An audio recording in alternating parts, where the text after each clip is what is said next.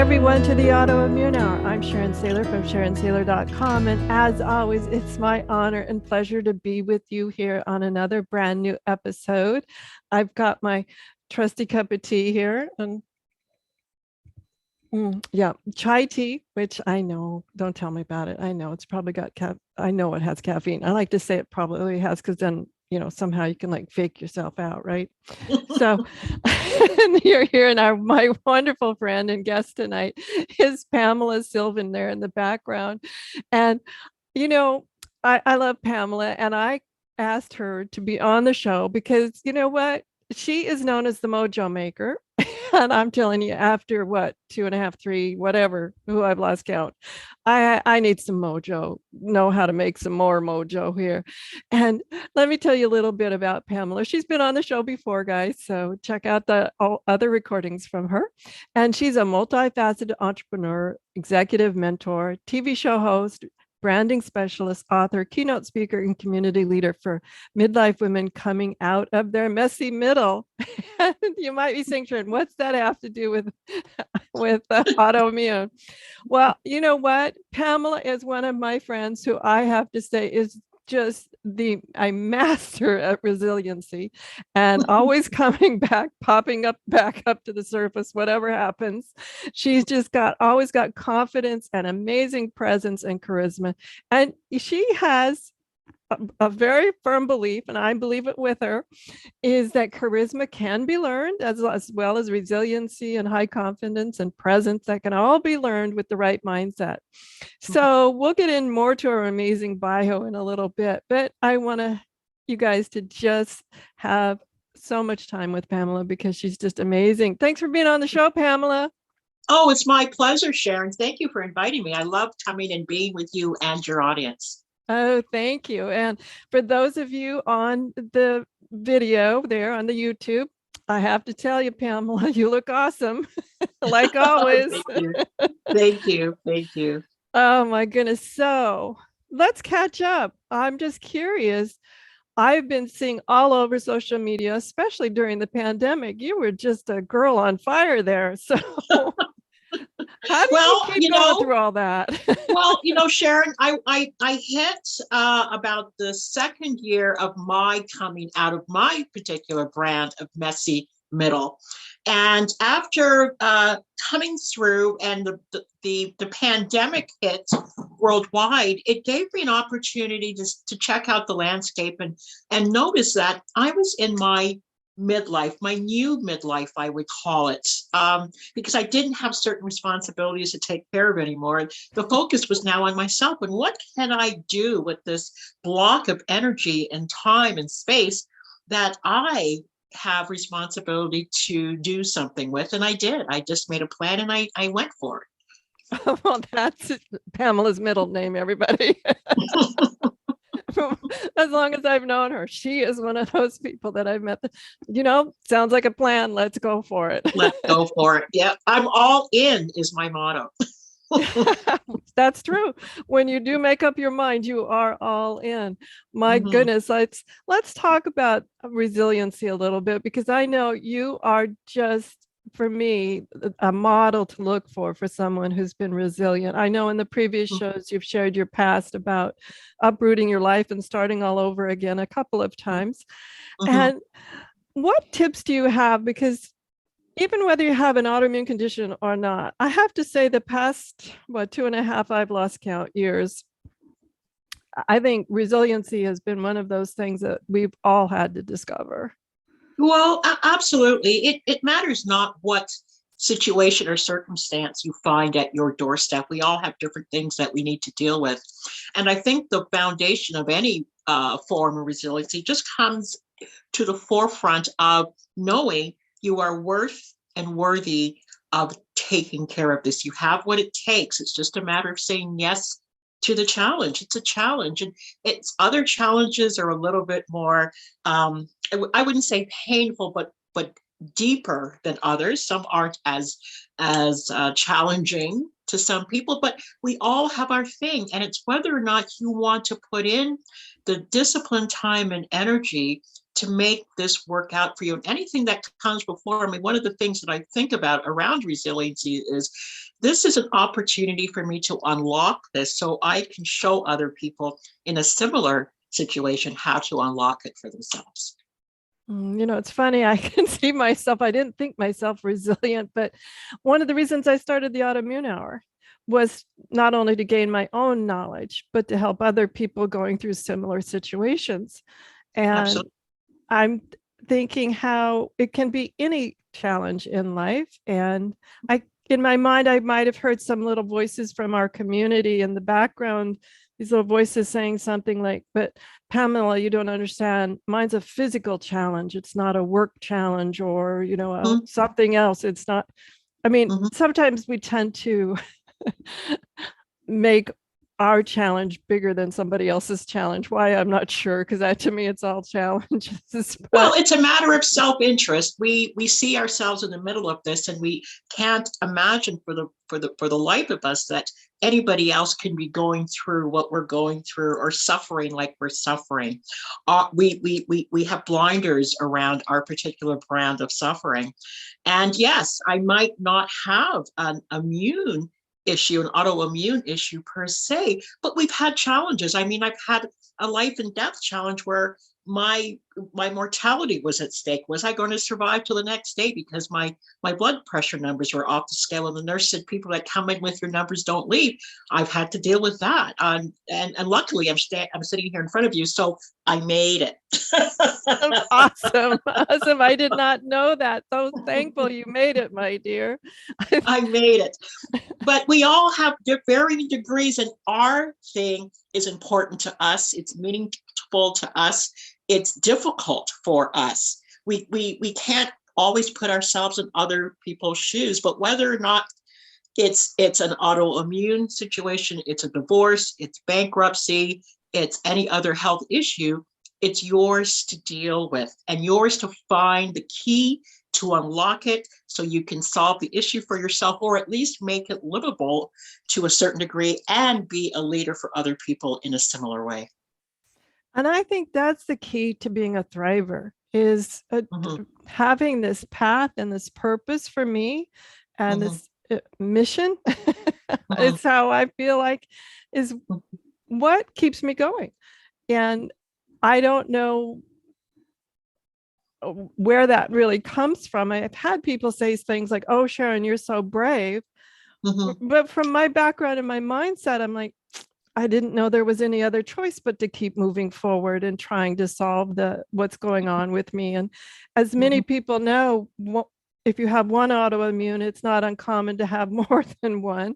Sometimes all at the same time. Other times you tackle one and something pops up somewhere else. Can sometimes feel like health whack-a-mole, but we just keep on going, and understanding.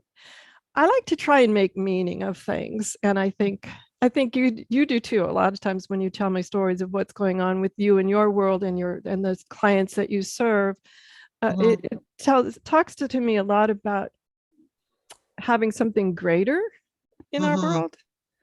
Well, we like to reach for meaning. It helps us understand our place in it, and sometimes there isn't any meaning. It's just a thing happening, but our ego wants us to put something around it so we can try to solve it, to keep moving, to gain some understanding. And that's fine. There's nothing wrong with that. But I think as human beings walking on this planet, walking through a journey, regardless of what your belief might be around spiritual concepts, we're in it. You don't have to have a certain belief about it. We are in it. The choice is, how do you choose to move through it? Do you choose to move through this and in heavy, burdensome, always looking for the negative side of things, or are you looking to unlock your happiness and joy? Because those things are generated from the inside. It's not coming from somebody. It's not coming from a situation. It's not coming when you get a thing, or even when you solve your health issue. You can be in your most down health time and still find your happiness and joy. And I know that's a big step for a lot of people. That's a huge leap because people equate, well, when I get pain-free, I'll find my joy. When I find the relationship or the love of my life, I'll be happy. So until then, one sits in a place of non-acceptance of self and the situation. But there are examples after example after example of people living in what we consider to be dire straits that are incredibly happy. I mean, you just have to travel to third world countries and you can't understand why these people are so joyful. They shouldn't be joyful because they don't have an Xbox, they don't have a 50 screen TV, they're not driving a Tesla. And they're not living in a 10,000 square foot home. Well, neither am I, but you understand what I'm speaking here, right? Our first world problems, they don't have what we have. Yet what they do have is a sense of oneness with their circumstances and their community and the other and the joy of being alive for another day. And I think we are disconnected from that awareness about ourselves and what we bring to life. We're so busy looking to get the other thing from somebody else. Help me, save me, cure me, all of these things. And of course, we all want to live in a pain-free existence. Of course, I'm not advocating to stay as you are. Continue to solve the issue. Continue to be better. But in the meantime, what is the choice? In the meantime, reach for your joy and happiness. In the meantime, be of service to somebody else other than yourself. Because sometimes when we're always thinking about ourselves, the issue grows. What we think about expands. Yes, it does. It does. Now, I'm curious though, I know you've been through this several times yourself. If someone's saying, but Pamela, you just don't understand, which a lot of times I hear myself, people say, Sharon, you just don't understand. Mm-hmm. I find that they're sort of stuck. They don't know what is the first step to take in charge of their life again. Sometimes they're just like frozen in time because they don't know what to do. Do you have some tips for helping kind of shift that quagmire that they can get I stuck think in? it's about deep inquiry and a willingness. I mean, the thing to first ask oneself is, do I want to move from this moment and this place that I'm in? Because if people don't have a willingness to shift, some people want to stay stuck because it gives them an identity. It gives them people come up to them and say, poor you. So that they love that place of victimhood and they will fight tooth and nail to say that they're not a victim. But anybody that is willing to stay in that, they are benefiting somehow. So they have to ask themselves, how am I benefiting from refusing to find a way forward? Whether it's working with a mentor or coach, whether it's educating yourself, whether it's getting up and moving your body and learning to eat well and learning to think better, what is it that keeps you from that? So it's about deep inquiry, and it has to come from yourself first. Unless you're teachable, you will never get unstuck. A lot of people prefer to stay stuck. It's a decision. It's a choice. Absolutely. I call it secondary benefits. What are you benefiting from this? I have this quick little story of an acquaintance of mine who had back issues, and the back issues, interestingly, it kept getting worse, always around the time that someone had to vacuum the house. After some internal inquiry, they uncovered this fact about themselves and farmed out the vacuuming, cleaning of the house. And lo and behold, their back issues it wasn't miraculous, but they certainly became more manageable. And I found that interesting. A secondary benefit, I didn't have to clean the house. Yes. Now, that's a simplified version of looking at it, but well, some people just love the attention it gets, right? If I solve this problem, then people will stop paying attention to me. So I will keep the problem. Yeah, absolutely. And they might not even be aware of the connection between these two decisions, but this is how that's the result. This is how it's being played out. So the constant questioning, but is just a way of them staying in the place where, to your point, they receive those secondary benefits. When they are ready to make the shift and the move, then they will find themselves in a place of accepting that it's time to move, and wanting the help to do that. And it will come when the student is ready, and people have heard this, the teacher will appear. Oh my goodness.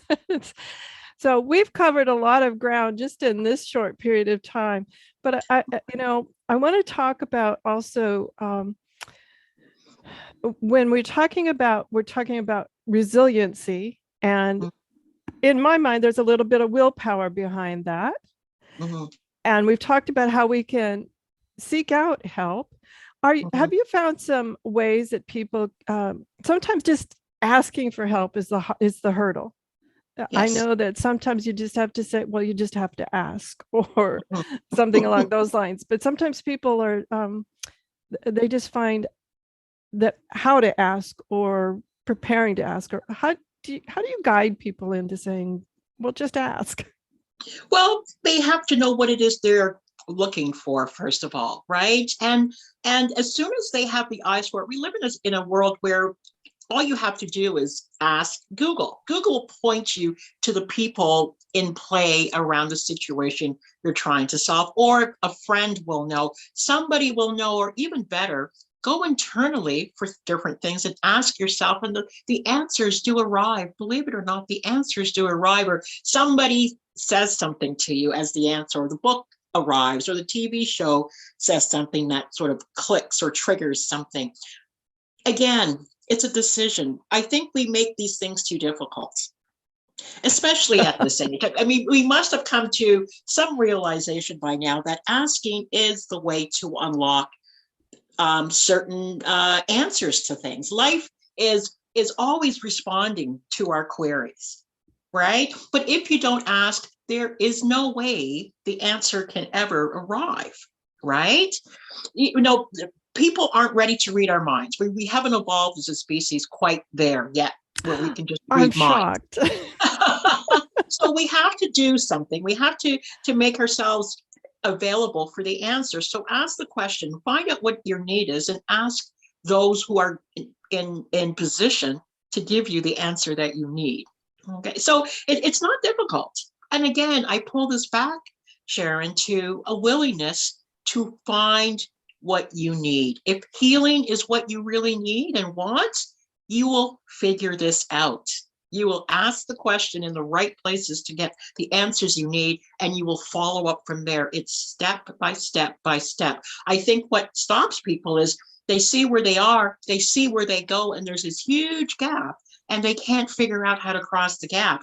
It's not for you to figure out. It's to take the first step, and then the next thing appears, and then the next thing appears, and the next thing you know, you're on the other side of the gap. Absolutely. But standing there staring into the gap will keep you stuck. Yeah, that's a beautiful metaphor, because I'm so thinking about when I first was diagnosed, and I'm thinking about the medical team I had then was not the medical team I needed. Yes. And it was step by step to find the right medical team. And right now I've been blessed with finding the most amazing medical team that actually work together synchronicity, or what, it's just amazing. So that's part of that. Also is finding out what you don't want, because as I was going through that initial part of the journey and some different therapies and physicians and things like that, I was like, for whatever reason, this just isn't working. But even knowing what I didn't want, or that this isn't working, I've got to find something else. Oddly, in a weird way, it feels like you're taking a step back, but you're actually taking a step forward, because that's one more thing out of the way. That's one more decision. Yeah. Okay, not that. Yes. So, yeah. What now? Absolutely. Absolutely. But again, it's a willingness to get in on your own healing. Even our doctors, they don't know us like we know ourselves, right? What works, what doesn't work.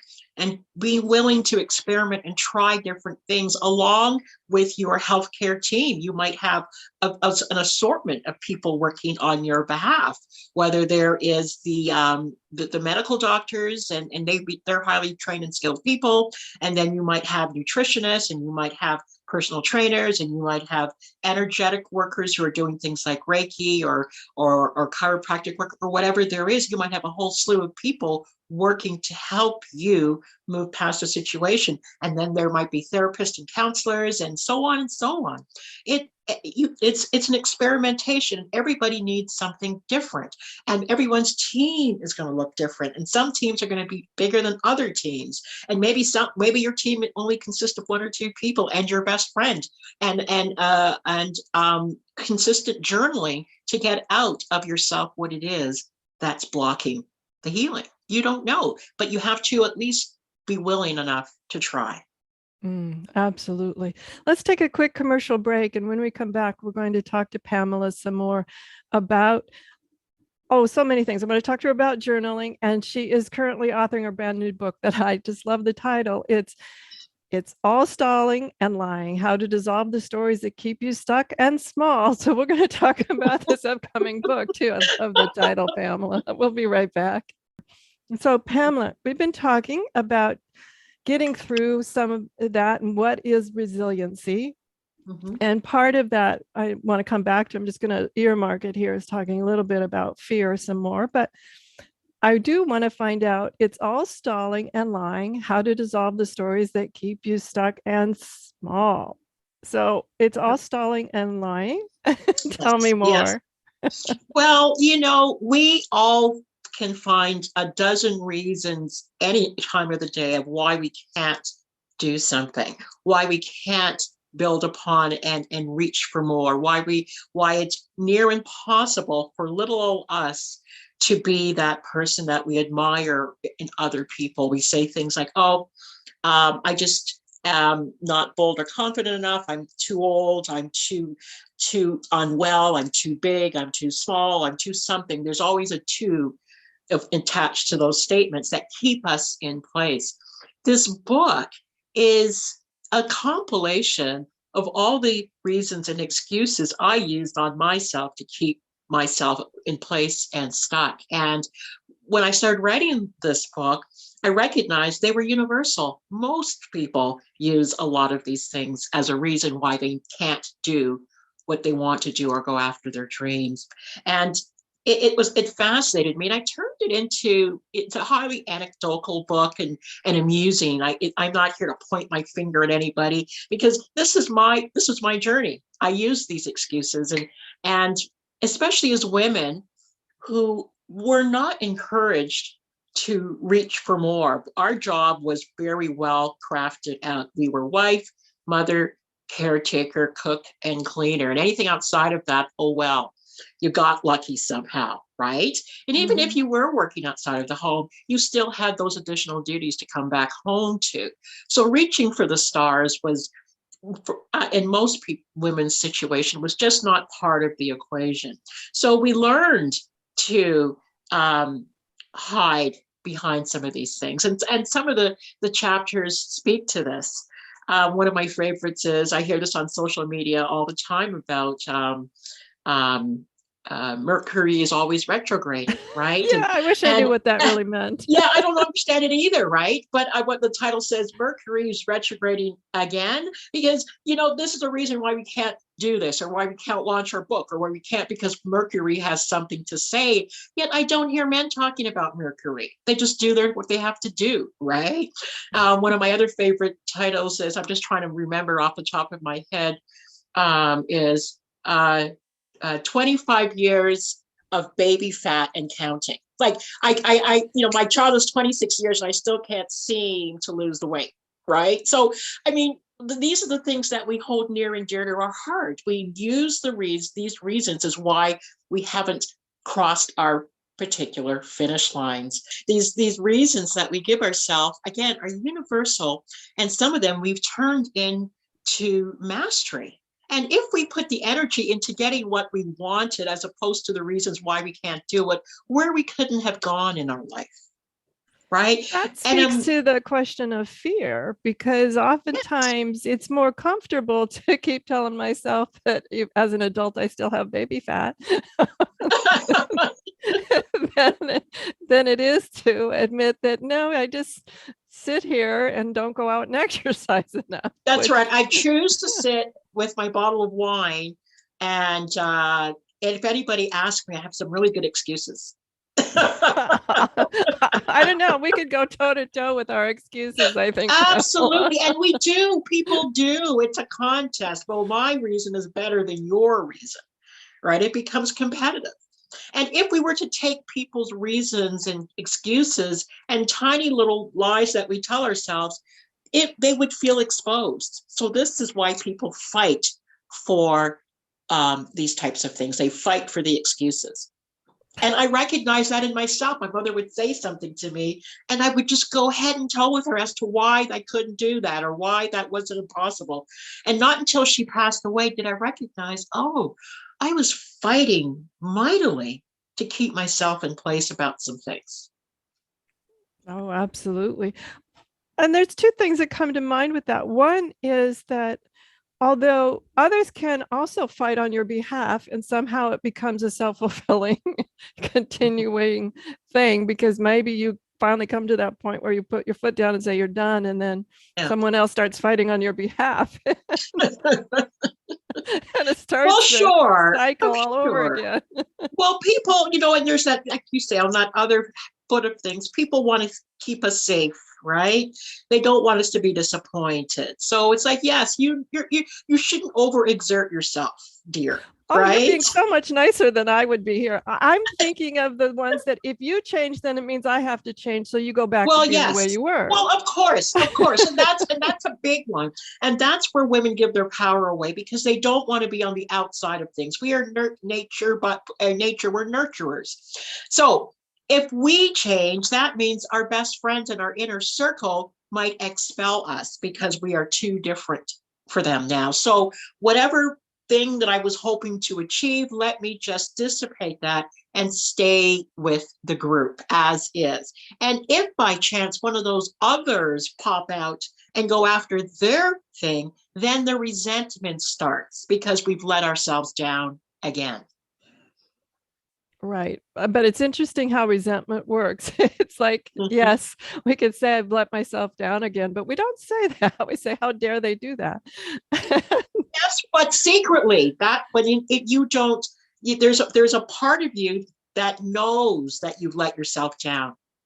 In the quiet of your mind, you know this. If people were to actually be honest, and this is what the book is about, how honest are you willing to get about the stories you tell?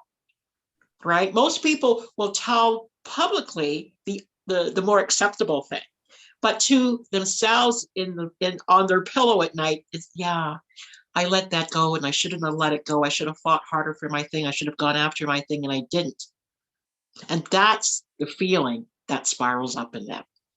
But they've labeled it something else because it's more acceptable. Right. And oftentimes, though, it can become rumination, where of course, we're pro at that. We ruminate about everything. Even about things that happened decades ago, that you might go back to your class reunion and bring something up and everybody looks at you like, what? What are they don't remember about? But you built a whole castle out of that. Yes, exactly. I know several times I've gone and people telling me stories about gone to reunions or conferences and things, and people telling me stories, and okay, whatever. Yes, exactly. But we have to be careful about our level of awareness. And I think this is what I'm trying to help women trigger, is their level of awareness about themselves. And it's that whole adage about knowing thyself. Know the self. Know yourself. Where are you hiding? How do you hide? What does it look like? What are the words you say to make sure that you are hidden and stay there and keep yourself small and stuck? It's knowing these things. Now, it's not that you have to report this to the world or get on social media and ta-da. No, maybe you have a journal that you write these things down in, so you can then you can face it, and the light of day can hit that page, and you say, oh, it takes your breath away. The scope of what you've done to yourself comes to light. It's shocking sometimes. Oh, it is shocking. And I like to say simple little, I don't, just the thoughts that we have. One of them that's totally socially acceptable is before the autoimmune condition, I used to think that I was eating well by grabbing a salad in an airport. Mhm. I did not think of all, oh yeah, it's a salad. So it's fine. I'm eating well. I'm eating healthy, all of these things. I didn't think about all of the other things I was ignoring, such as how many hours a day, a year are you on the road? I mean, Mhm. what is this doing to your sleep hygiene, et cetera, et cetera? And Mhm. it's sort of fantasizing that this, eating healthy salads, which you begin to question certain salad places, how healthy they really are. you know so it's interesting how we can um, build up all these stories that we're really doing good, when in hindsight and you're looking back at all of the other things that you missed. Well, sure. And this is one of the things that comes out when you're journaling or you're a consistent writer. I call it self-inquiry and self-audits, to really ask those questions of yourself. And how do I hide? How do I lie to myself and or other people? Where do I need to shine a light and make some progress? Am I willing to make progress? The stories are deep seated, and some of these things happened or started to build up when we were children. It was our way of surviving our life, our surviving our family circles, but they're no longer serving us. Yet we keep spinning those scripts and narratives, and they're no longer serving us, but we don't know how to get out of it. We just think it's normal. That is our what they call a mental model. And until you have either you sort of drop into this by your own accord, which is quite rare, or you have help with the eyes and skill of another and other, I say, because they can see the blind spots, they can hear the languaging, they can see even your body language. And as you know, Sharon, as an expert in body languaging, that sometimes we can't hear the words we're saying, but our body Mm-hmm. never lies. Oh, absolutely. We could run down that as well.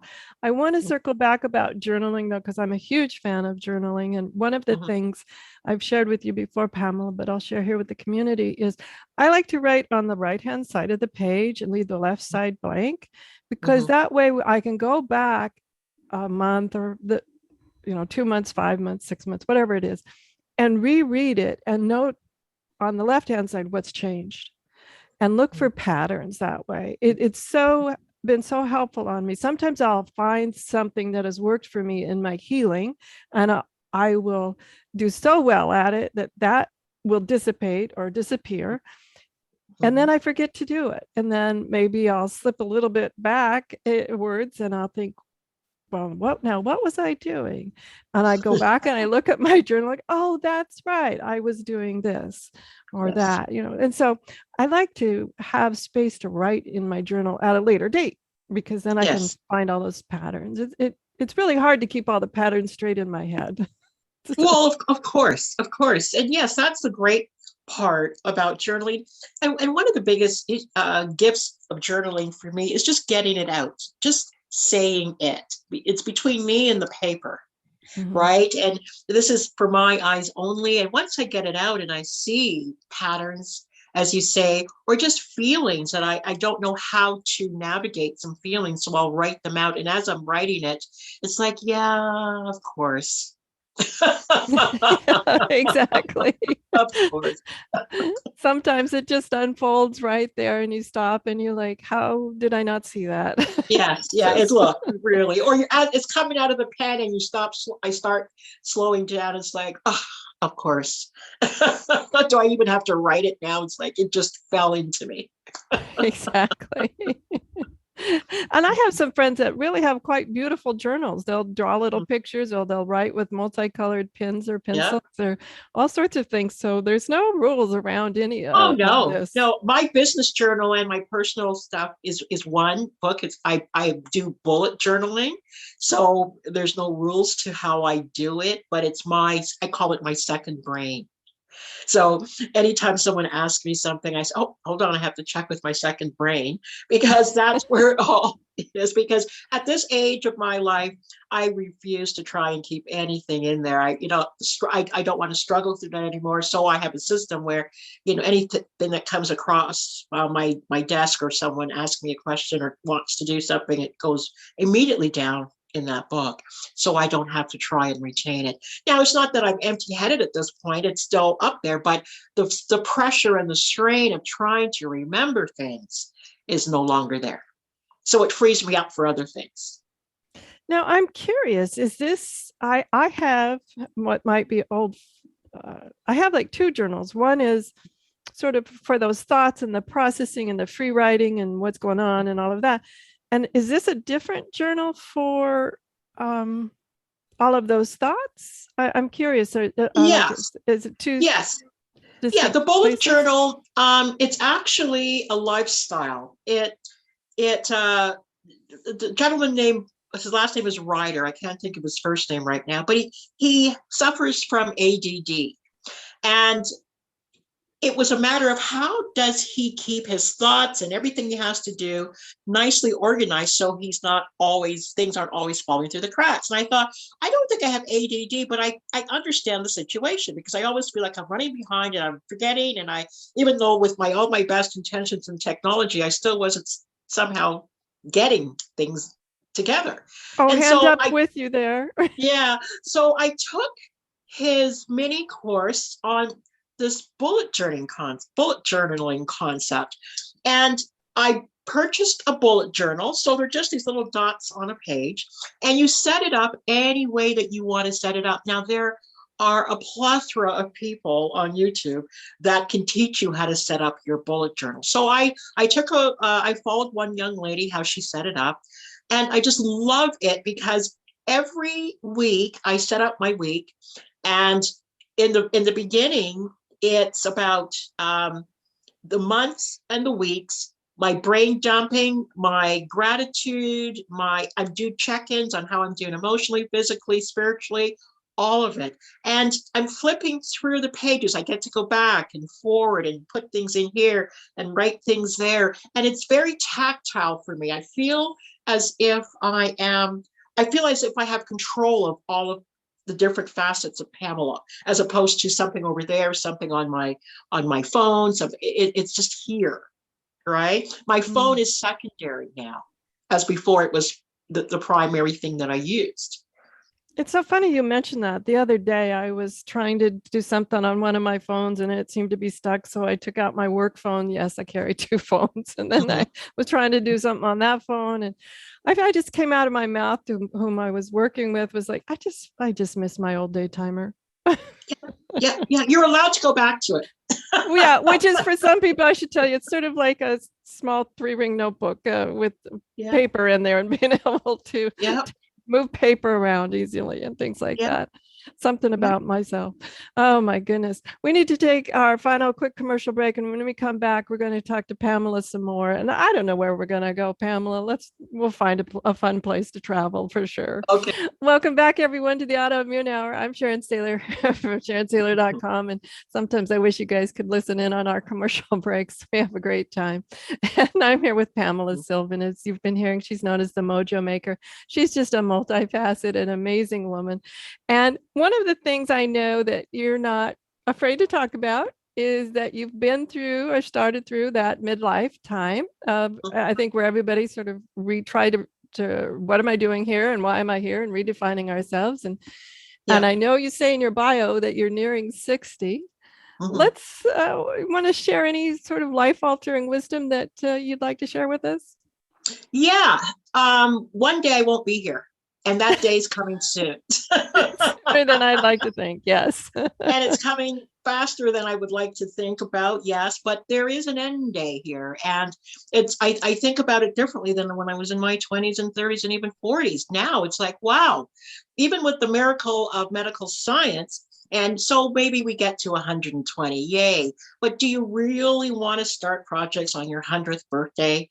Probably not. I want my best time to be able to create and design and flow my energy, power, and magic to be now while I'm still in that space. I don't want my senior years to be about just now trying to get it together. Although there are lots of people that are doing that, but that's not my plan. My future self is maybe about philanthropy, maybe about writing more, maybe putting down my memoir somewhere and traveling and hanging out and meeting really cool people. It's not about trying to hustle my work and my business and all of that at that point. So I'm working with midlife women. I have a community for women, and I think great things are done in concert with each other. It takes a village, they say. It takes a village to raise children. It takes a village to raise us ladies further up too, because we get settled after we come out of raising our children and looking after our parents and all the things that we go through in between. It's now what and what's next, and how do I, what do I do? How do I get unstuck from the story I've been living for the last, few decades, right?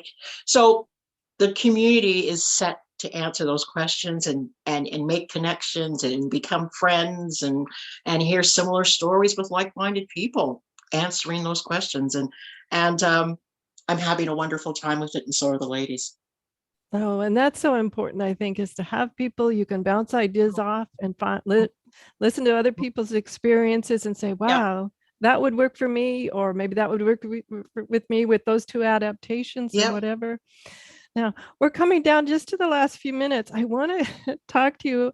You have a wonderful TV show, and it's like, is it right? The Mojo Hour or Yes, the Mojo Hour show. Yes. Okay. And Great. it's a weekly show, Saturdays at 1 p.m. Pacific. And I'm on different platforms, similar to yourself, Sharon, Roku and Amazon Fire and Apple TV and YouTube and all these things through the Win-Win Women Network. And first half hour of the show, I present a heady topic, a mojo topic, and the last 30 minutes is engagement with the audience at that point. And I've been having a great time in these last few months, really helping women to spiral up particular topics that are meaningful for them and to reach women on different places of this planet. And I've been getting some really great responses, and now know people in Nepal and South Asia and so forth. It's been a wonderful experience. Well, I love that about the show. I'll get emails from people all around the world, and Yep. I'll just say, Mhm. oh my goodness, I had no idea. Because No when I idea. started in the business, I was talking to another entrepreneur this not too long ago. When I started in the business, the majority of my clients were local, very Mhm. local. I could drive to them. Now I'm thinking, not so much. I can only think of 2 local clients, and all the rest are national and international. And it's just Yes. amazing to me how, in the span of my lifetime, how much everything has changed. As you're Yes. thinking about your new show, tell me, are there a couple of things that you've learned from people, from your guests, that have just really left an impact on you? Yes. That you don't have to be a celebrity to impact people. People are looking for voices of reason, and it can be in their local vicinity, just the way you started out, Sharon, and you impacted people at that level. And they are just looking for people like themselves or people they haven't met before. They are hungry for those that are willing to step out. And it made me engage even further and drop even further down into my mission and purpose. It lit me up. At first, when I started, I'm talking to a camera screen, and is anybody there? Like, what's happening? Until the feedback comes, and so I proudly step in front of that camera every week, because if it's one person, they're waiting. Yeah, it's absolutely true. I know several times I've gotten emails over, I've been doing this since January of 2015, so I've been doing it a while, and Mhm. I'll get an email from somewhere around the world, and I'm just always surprised. They'll say, remember that show, or remember when so and so said this? And I'm always just feeling so honored and blessed that I was sort of a conduit to that person having that moment where they said, wow, Yeah. I One of my didn't notice. favorite fan moments, I call it my fan moment, is when I received an email from a viewer. She sees the show on YouTube once I place it there. She says her niece, who's 6 years old, is my number one fan. Because she subscribed to the channel, so when I drop the video, they are notified that the video is ready. And this little girl just runs to watch me because she says, Auntie, look, she looks just like me. And she named her Barbie Pamela. Oh, So if for was- no other reason, Sharon, I show up for those moments because Oh, somebody's waiting. absolutely. Yeah, absolutely. Oh my goodness. So, any final thoughts? We're just about down to our last 2 minutes. So, any final thoughts and share your Well, website? Well, I like I said, I just want to thank you and your listeners for sharing the space and to invite them to, follow up with me a little bit if they want to discuss things like their future self and their vision. I mean, as long as you're here, you still have time to accomplish some things and leave an engaging legacy behind you. And I start that process with people on mojoresources.ca. There's a free download for them with, I believe 19 questions that they can begin to start that journey, or they can follow up with me on my website at PamelaSylvan.com. Fantastic. And just to tease us a little bit, do you have a date on when we can expect It's All Stalling and Lying? How to dissolve the stories that keep you stuck and small? It will be the beginning of the fall season because I'm working diligently right now to create a beautiful rite of passage retreat for midlife women. So I'm working furiously on to get that launched. Oh my goodness. Thank you so much, Pamela. That it's been so much fun to catch up with you. And I love all your insights and got me spurred up here to keep on going through all of this. And so everyone, that was Pamela Sylvan. She's the Mojo Maker. And as you've heard, she's an amazing woman who talks about resiliency, high confidence, presence, and charisma, as well as she uses all sorts of wonderful techniques to teach us what we need to know. It's interesting to me. I always learn something from Pamela, whether it's energy or spirituality or my mental models need a little rust removal. And we all need it. Yeah, because you're all about removing the mess and transforming chaos into, the life that you want, leaving a legacy behind. So thank you so much, Pamela. Everyone, have a great week, whatever your adventures. Be sure and join me next week for another brand new episode. Enjoy. The information provided on the Autoimmune Hour, Understanding Autoimmune, and Life Interrupted Radio, including the websites understandingautoimmune.com and lifeinterruptedradio.com, plus social media, is for educational purposes only. What you read, hear, and see on the Autoimmune Hour, Understanding Autoimmune, and Life Interrupted Radio, and its websites, and other media outlets is based on experience only. The information should never be used for any legal, diagnostic, or treatment purposes.